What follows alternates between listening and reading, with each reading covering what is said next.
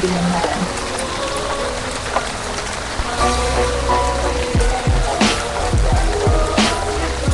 Hoover's fraud and dishonesty went undetected in his lifetime. He served 8 presidents and stayed at his desk for 48 years.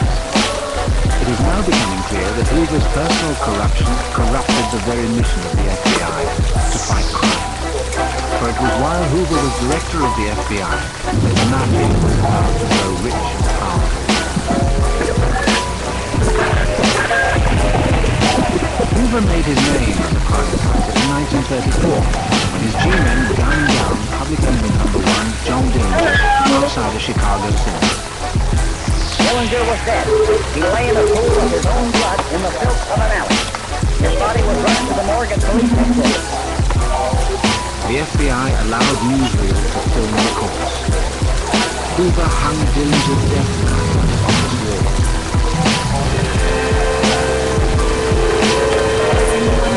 Movies celebrated the exploits of the FBI as Hoover's war on crime became the stuff of legend. Director Hoover supervising field practice that the target might be a gangster car. This is what happened to Bonnie Parker and Clyde Barrow in the battle with local officers. Machine gun sharpshooting from a fast-moving car. When Hoover and his J-men captured or killed gangsters like Machine Gun Kelly, Playboy Floyd, Babyface Nelson, and especially John Dillinger, Hoover's image as an action detective was something that satisfied a public fantasy.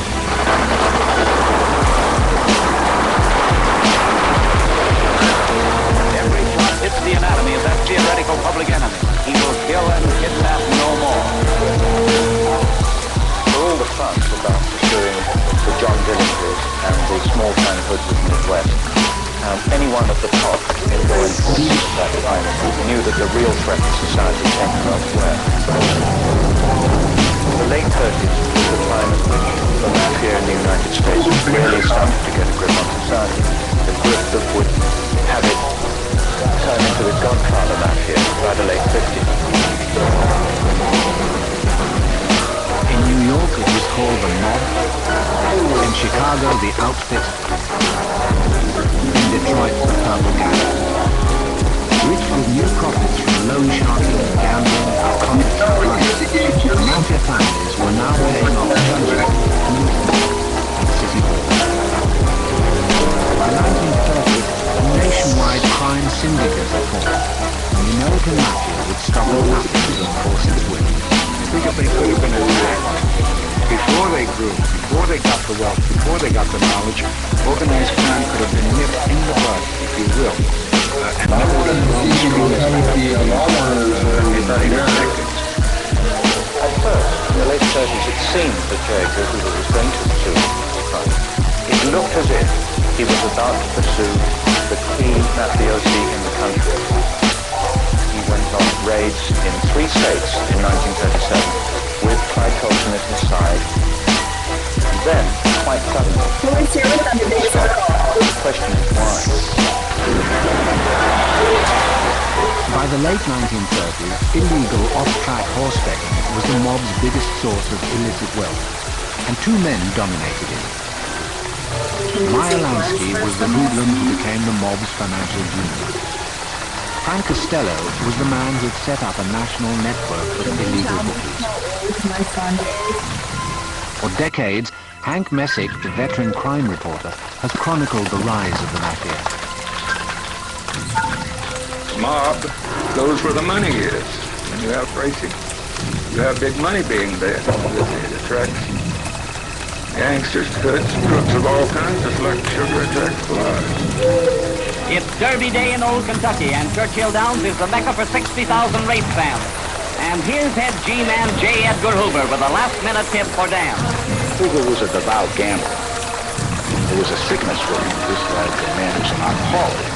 He loved the racetrack. He loved playing the horses. Hoover liked to be seen placing legal bets at the $2 window. You believe that? That's what. I I don't know of any $2 bet, and I never met a real $2 bet. A friend of the gangster Meyer Lansky says the newspaper man was placing illegal off-track bets on his division, as was the nightclubber owner Sherman Billingsley. He used to place bets through Billingsley and or Winchell, and he had one or two others. And those bets used to be placed when there were no $2 bets. Hundreds of The blackest seller who took on those bets was known as the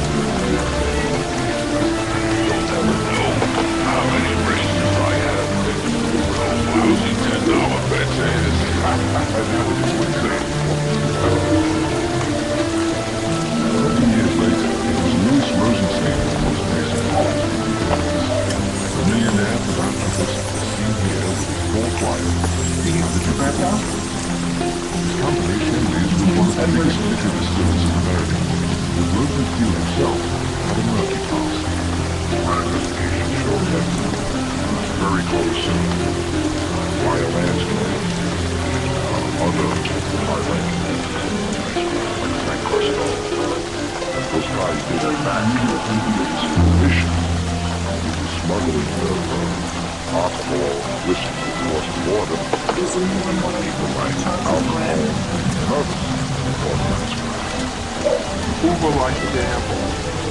And Rosenstein would make bets with the three boys that worked for Meyer Lansky: Charlie Rudd, Fred Reed, and Max Ford.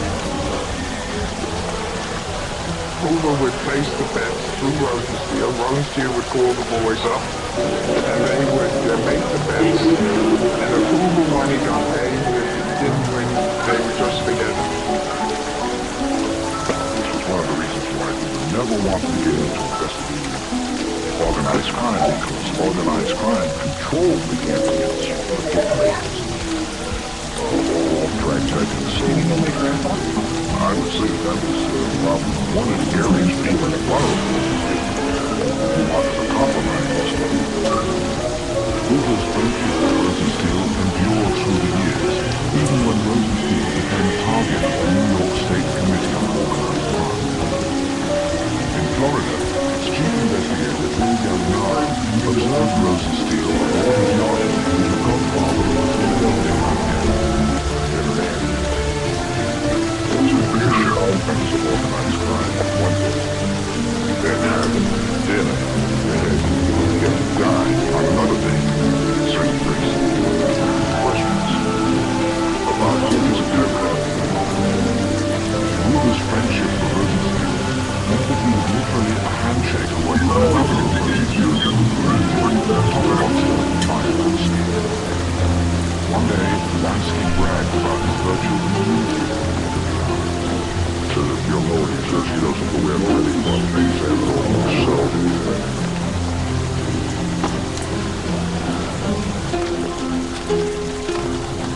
I wanted to see if you could tell me if the alarm runners were in your front yard.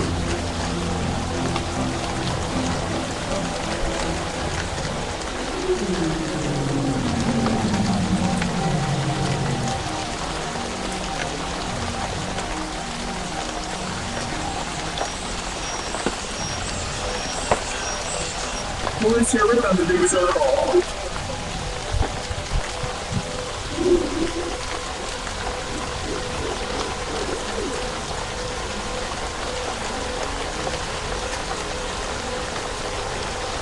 Can you say what?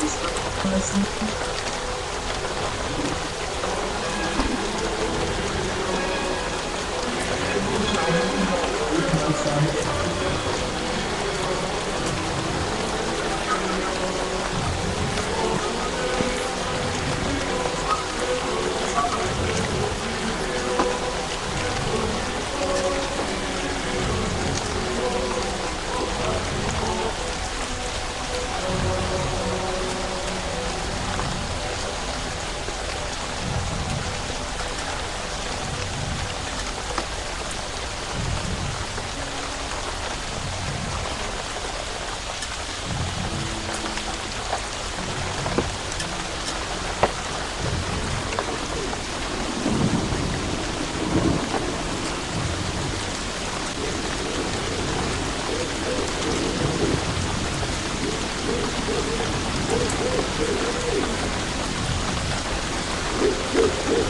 you.